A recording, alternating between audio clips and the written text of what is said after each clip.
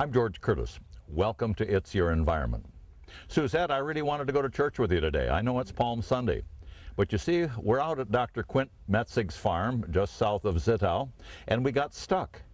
I'm not lying. We can prove it. Ron Bullock took pictures of it. But are we having a great time?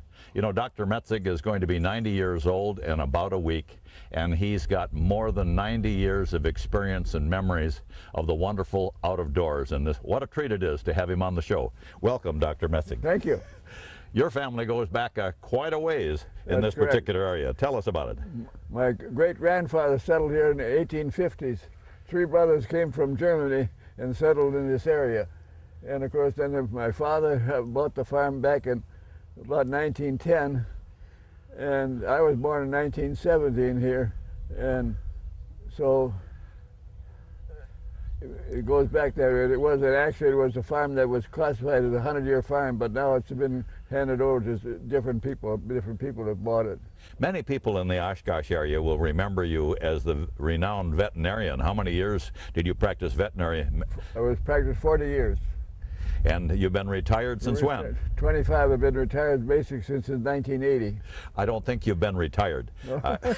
You took us around the farm and you showed us fish ponds, duck ponds, artesian wells, marsh, ditches that connect to the Rat River and the Wolf River. You've got quite a place here. Well, but you have to give my father credit for most of it, because I've just been able to maintain it since then.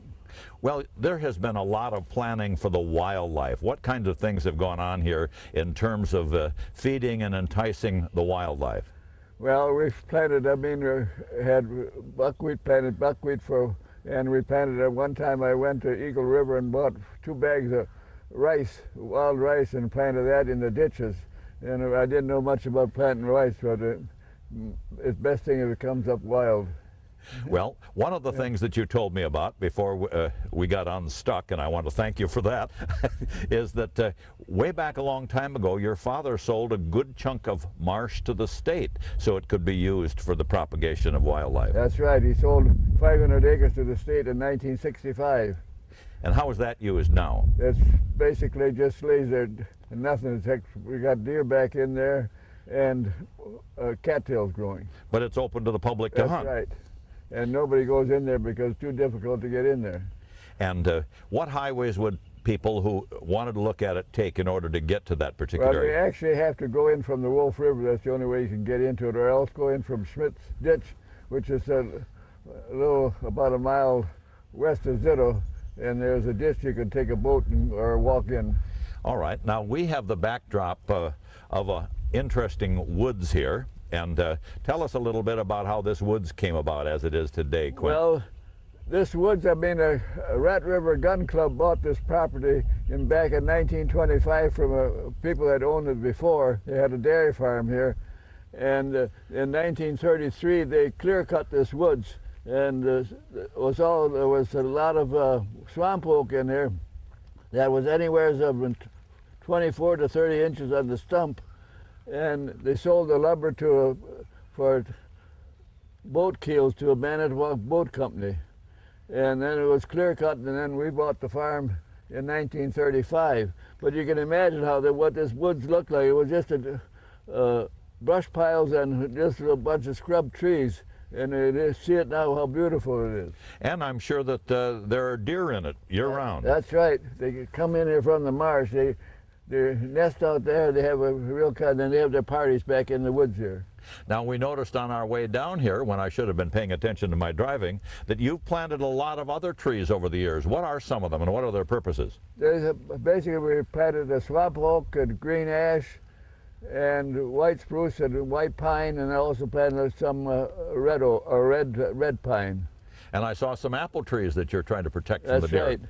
David has been planting apple trees, so the deer have something to enjoy in the fall. And we passed not only a beautiful brick house, but somebody's a serious gardener here. Well, my son Danny is the gardener. He's taken over on that. So with the period of time that you've supposed to have been retired, you've been fooling people. You haven't been retired at all, have you? Well, it's kind of you to say that. Tell us about the enjoyment that you and your family and friends have from... Well, we have enjoyment very much. I mean, it's surprising. Last summer we had a 60th wedding anniversary party out here, and it was really a joy to have a lot of friends come out here and enjoy that afternoon. And Dr. Metzig, you're going to be 90 in just a matter of a few days. You still went deer hunting this last year. That's right. Tell us about that. But, well, I'm getting pretty slow in the draw these days. But you were successful, weren't you? No, yeah. And you've hunted ducks in this area and pheasants for many, many years. That's right. I started hunting ducks in 1935 when I graduated from high school. I happened to see some dams where actually you had constructed ponds and had a system for pumping the water in, holding it, pumping it out.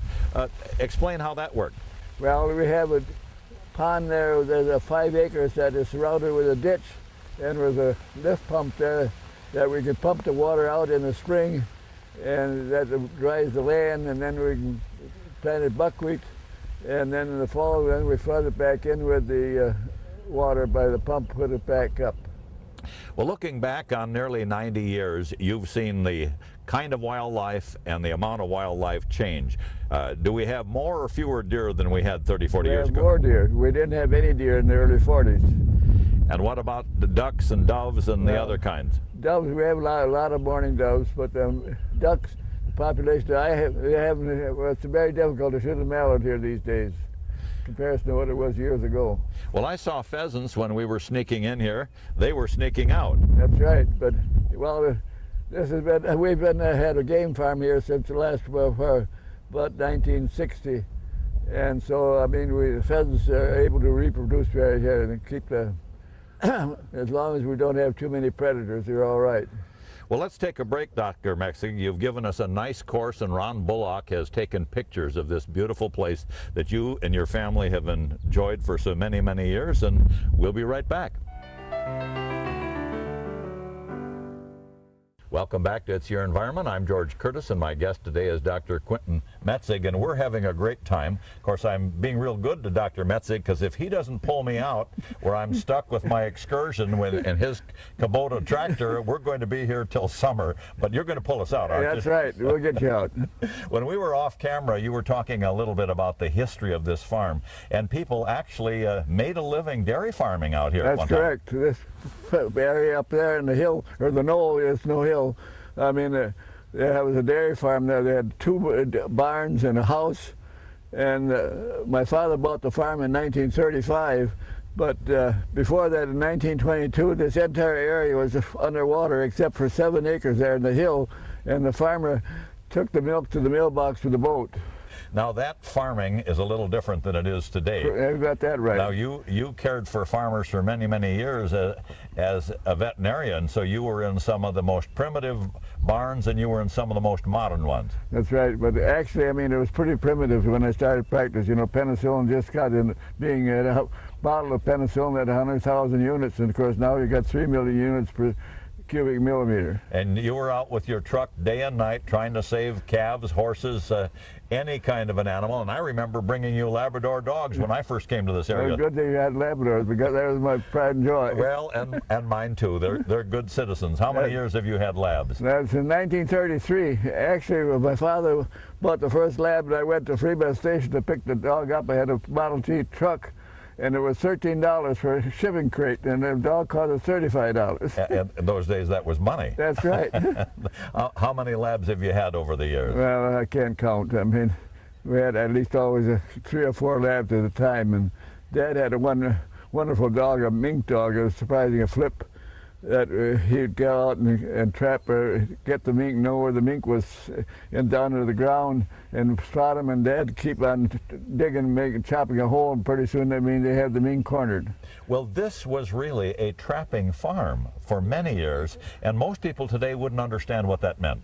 Well, I graduated from high school in '35, and the first year we was here, we trapped, my cousin and I and Dad, we had about 1,200 traps out, and we were in and we were catching, at that time we caught about 5,000 muskrats a year. But I remember we had so much snow in December that we were walking in a foot and a half of snow, and finally the 1st of January, William and I quit. They said we're tired, and my father called us chicken, but I mean he quit too 2 days later. And then we didn't get out here until we had skis and picked up the traps with the skis and a shovel and hung them up on the stake. I've only done a little bit of trapping, but it is very uncomfortable. You get wet, you're always cold, and if you aren't careful, you get caught in a trap or something bad happens to you. Well, especially I got caught in a conifer bear trap by hands one time. I was lucky. I was going to thought I had to go to the cheese factory, have my son extract me from the trap. But there was money in it. That's right. Tell us a little bit about what happened after you caught the rat in order to convert it to dollars. Well, we had a trapping shanty that we skinned the rats and then stretched them on a basswood board and hung them up on a rafter to dry. And then we had, basically were Jewish fur buyers, and my father, I can always remember him sitting down in the basement and haggling for an hour and a half or 2 hours, I mean, whether you're going to pay 1 cent more or not. But you could make money at it, and that made the marshes valuable back then. Very much. I mean, well, you know, trapping 5,000 muskrats and having a $2 value was high. In fact, I came home from, when I was at Michigan State, I came home one Christmas vacation, and I trapped, I had so many muskrats. I was at Boom Island and did channel trapping, and I caught 20 muskrats a day and $2 a day, and I have earned $400 during those 10 days I was home. And take you back to school right. For a while.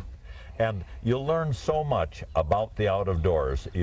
I've always said that I can pretend to be a hunter, but I really don't know a fraction of what a bow hunter knows about how deer operate and what a trapper knows about the waterfall and the wetlands. Well, I think the other thing is they have a real feeling for land. I mean, you don't have that feeling if you grew up in an apartment. But then the trapping went down when the price of fur went down. That's right. And then how did people make a living out here? Well, you can't make a living on it now. I mean, the biggest problem is now the Corps of Engineers drops the water so low in the wintertime that the rats all freeze out, and so you don't have any reproduction in the spring. And so the government, and that's a branch of the government, really has determined what you can and can't use this land for. And now, I mean, now there used to be practically open water back in there, and now it's just a mess of cattails. When we came down here to the spot I chose to get stuck, we went by some very interesting old buildings. Can you describe a little bit about what we passed? Those, I mean, the shack up there now used to be summer kitchen and a garage, and there's a house there, it was a basement there where the house was on. And my father sold that house during the war, and it was moved off, I mean, for, I don't know, someplace. I mean, he sold the house.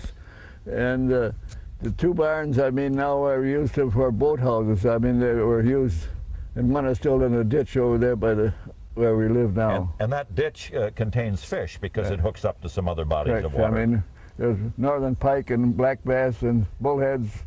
And you've actually got some fish in a pond that's fed by the artesian well. That was a trout pond that we dug years ago, and we were going to raise a lot of trout. But that was a disaster. I mean, trout always died after they were put in confinement. Well, I've tried the same thing, and every August when the water would get too warm, I'd lose my trout. I finally gave up. I'm going to try some bass and panfish like you did. I understand that... If you want some black bass, you come here and I'll give you some in the summertime, really? And then Okay. You can stock your fish. I'll take you up on okay. that. This area has an interesting Indian history too, doesn't it? That's correct. Tell us. Well, where the garden is at the house there, Jim Clark, a number of years ago, started well, my father actually had collected a lot of Indian artifacts there in the garden, and Jim Clark came around and found these Indian artifacts, and so he started doing a dig. And then the following year, Jeff Bain and the University of Oshkosh came out here and did an extensive dig, and now it's called the Metzig Historical Garden Site. Well, that's interesting. Let's take our second break, Dr. Metzig, and if you'll pull me out of the mud, I will follow you up to the house and you can show us some of those Indian artifacts, all right? Okay, fine. We'll be right back.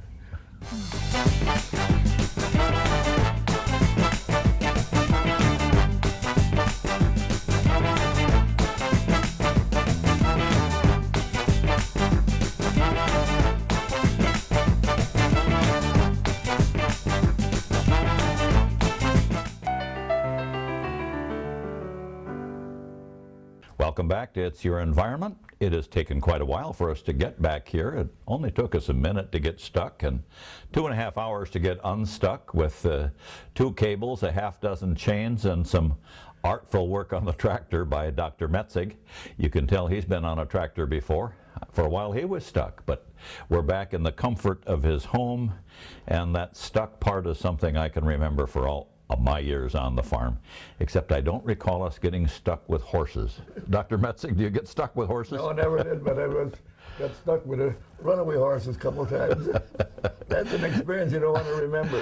Well, this was plenty cold and damp, and you wouldn't give up. We offered to quit many times and just call somebody with a Caterpillar to pull us out. You insisted on doing the job, so that looks like for a 90-year-old man you can still handle the equipment. You remind me of a story. A farmer came in one time at 7 o'clock in the morning, and they had an aversion to using the telephone in those days, and he said he had a cow calving and dying, and so I drove out there.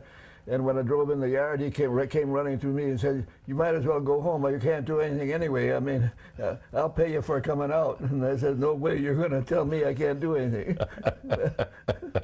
Well, you parked the tractor, brought us in, and we've had some hot coffee, cheese curds, and string cheese, and looked at some great pictures. This place has quite a history. One of the interesting things is the dig that has gone on out here, and all of the artifacts that have been taken in association with the university, apparently. That's correct. Jim Clark came out here at one time and started scouring the garden and found the artifacts. In fact, my father had a number of several cigar boxes of Indian heads, and or not Indian heads, but arrowheads, and that at one time. And so, I mean, it was a Indian campground. And this very warm and comfortable home we're in now, sipping our coffee, was actually used by your parents for a while. That's correct. They built it in 1951. They moved out here. And you get out here how many times a week? 4 or 5 times. And obviously enjoy and know every inch of it. Right. And my comfort is right lying down on the floor next to the stove here. One of the many projects that is totally new to me that I see that you're doing here is the mushroom project. Would you tell our audience a little bit about that project? Well, I got involved in 1983 as I drove around the countryside listening to the radio WHA, and they were talking about shiitake mushrooms with the Forest Laboratory in Madison. So I got interested, and I started in the year after that. Then I got some spawn and inoculated a few trees, and then in '86 my wife and I went to Japan and took a tour in mushroom growing there, and she at one time I had, well, quite a lot more than they do now. In fact, she was selling mushrooms to Robbins and to the country club and everything. In fact, one time we went to an elder hospital in Sturgeon Bay, and she dropped and sold about couple $100 of mushrooms to the restaurant in Fish Creek. But you're still raising some. Yes, we are. And that's interesting how you inoculate those logs. And what time of the year do you get to harvest them? We harvest them throughout the summer, spring, summer, and fall. Well, not in the winter. They certainly are delicious. Now it's pretty much just for your family's use. Right. Well, that's fascinating. Give them away. And you were telling me a little bit about some Mississippi bullhead fishing. And that, you think, is about as good a tasting fish as we have. It is the best tasting fish there ever was, as far as I'm concerned. Well, we must have those in the Wolf and the Fox and all of the tributaries. Do you have them right here in your ditches? That's right, not in the ditch, but in the Wolf River. But there's a deep area next to Boom Island. It's about 20 feet, water's 20 feet deep, and they come in there and lay around in there. And then how do you fish them? Fish them with a set line with suckers. You need suckers about 5-6 inches long to catch the big ones. And they get pretty big, don't they? That's right, 35, 40 pounds. And then how do you prepare those with a 30-pound fish? We just make fillets out of them and put them in the frying pan and coat them with cornmeal and That's it. It's the regular fish That's fry. right. In fact, there was a tavern over at Bloomfield used to serve Mississippi bullheads routinely. Well, Larson does at times now yet, Century Elm. Okay. And your place out here is pretty busy during 9 days in the fall with the deer season. You were Correct. showing me some pictures. You have quite a crew. Who makes up that crew? Well, mostly relatives, and they're friends of the relatives. I see. You're like me. You've got a lot more relatives during deer season than, That's right. than the rest No, of they're you. very good. I mean, they help me a lot. They All right. come out here and cut logs and clean up. And they stay here in the home? Stay here in the home. We go all the way north of Winnebago County to deer hunt. But you must do some hunting right here on the That's on right. the It's place. all on the farm All here. right. And I suppose you're the head guy. You're the guy who tells That's right. them The other where ones to are my hunt. peons. And so they chase some deer, do you? That's do they, right. Quint? Well, that's absolutely great that you're still out there hunting and still supervising the property, still planting. There's something about planting things that you may not and I may not live long enough to really enjoy. The people who are going to enjoy them maybe haven't even been born, so they can't thank us. But there's a great deal of pleasure, selfish pleasure, in doing it anyway, isn't there? Well, they'll probably remember some crazy character that planted trees. I planted up about 100,000 trees, and I haven't got enough of growing yet that would qualify for a forest. But you get a lot of pleasure and joy I out of enjoy it. It keeps me going. Well, obviously you're going very well, and you're still excited about how this particular oak tree is doing and how something else is doing. As you're going out and showing us the property, you get a great deal of pleasure out of this land. It doesn't owe you a thing, does it, Quint? That's right. I enjoy it. In fact, I'm lucky I have two sons who enjoy it just as much as I do. And they spend a lot of time out here. And Mrs. Metzig That's as well. right. Well, we're out of Well, time. actually, she's glad. Actually, she's glad I come out here. She doesn't even I don't have to follow her around the grocery store. This has been a joyful time in spite of the adventure, and we appreciate you showing me how to get stuck and then pulling me out, and I'm sure many people are going to enjoy this show. Well, Thanks for being on the show. Okay, glad to have you.